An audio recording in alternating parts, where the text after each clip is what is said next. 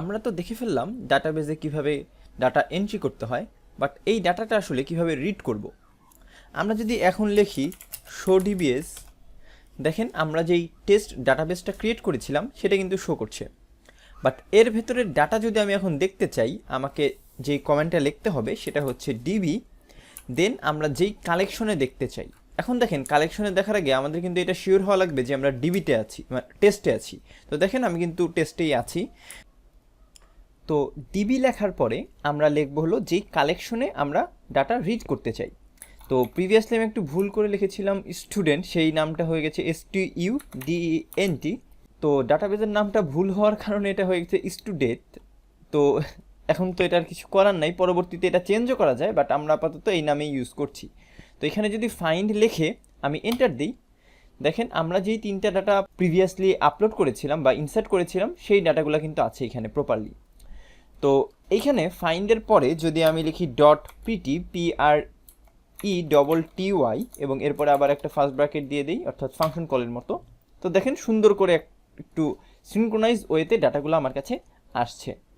তো এই ফাইন্ডের মাধ্যমে আমরা আসলে একটা কালেকশনে যত ডাটা আছে সব ডাটাগুলাই দেখতে পারি।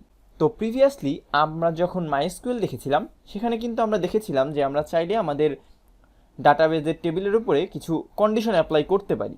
সেটা যদি আমরা এখানে করতে চাই তাহলে কি করা লাগবে, দেখেন আমি আগের কোয়েরিটা এখানে আনলাম এবং এই ফাইন্ডের ভেতরে আমরা আসলে প্যারামিটার হিসেবে দিয়ে দিতে পারবো যে আমি কি কি কন্ডিশন অ্যাপ্লাই করতে চাই। তো এর ভেতরে আমরা অবজেক্ট আকারেই দেব।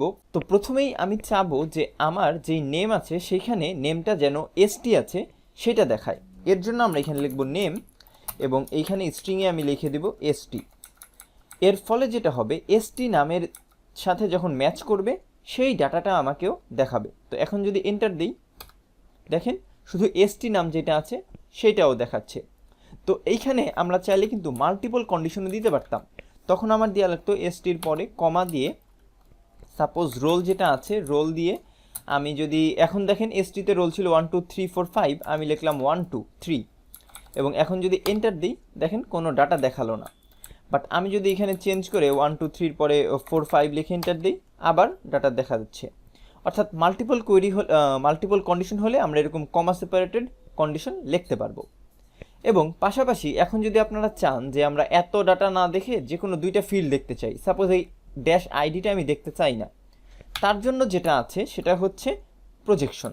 এই প্রজেকশনটা অ্যাড করতে হয় হলো আমাদের ফার্স্ট যেই অবজেক্টটা আমরা সেন্ড করেছি ফাইন্ডের ভিতরে, তারপরে কমা দিয়ে আর একটা অবজেক্ট, এইটাই হচ্ছে আসলে বোঝায় প্রজেকশন। তো এই প্রজেকশনের ভেতরে আমরা ভ্যালু সেট করে দিতে পারি যে এই ফিল্ডেরটা আমি দেখতে চাই এবং এই ফিল্ডেরটা দেখতে চাই না। তো যখন আমরা প্রজেকশনে কোনো ভ্যালু সেট করছিলাম না তখন সবগুলোর ভ্যালুই আসলে ছিল 1। অর্থাৎ যদি আমি একটা আপনাদের লিখে দেখাই যে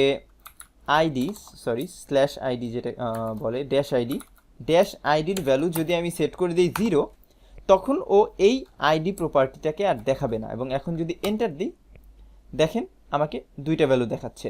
এবং যখন আমি এটার ভ্যালু 1 সেট করব তখন বোঝাবে যে আমি ওইটা দেখতে চাই, আর যখন 0 সেট করে দিব সেই প্রপার্টিটা ও আর দেখাবে না।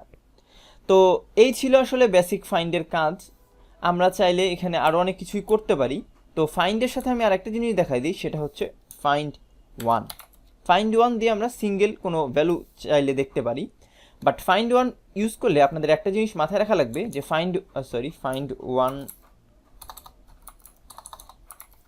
যে আমরা এই প্রিটি মেথডটা ইউজ করতে পারবো না, কারণ প্রিটি মেথডটা আসলে ফাইন্ড ওয়ানের ক্ষেত্রে নাই। তো এখন যদি আমি এন্টার দিই, আমাদের একটা ডাটাই দেখাবে, কারণ একটা ডাটাই দেখতে চেয়েছি আমরা যার সাথে এই কন্ডিশনটা ম্যাচ করবে।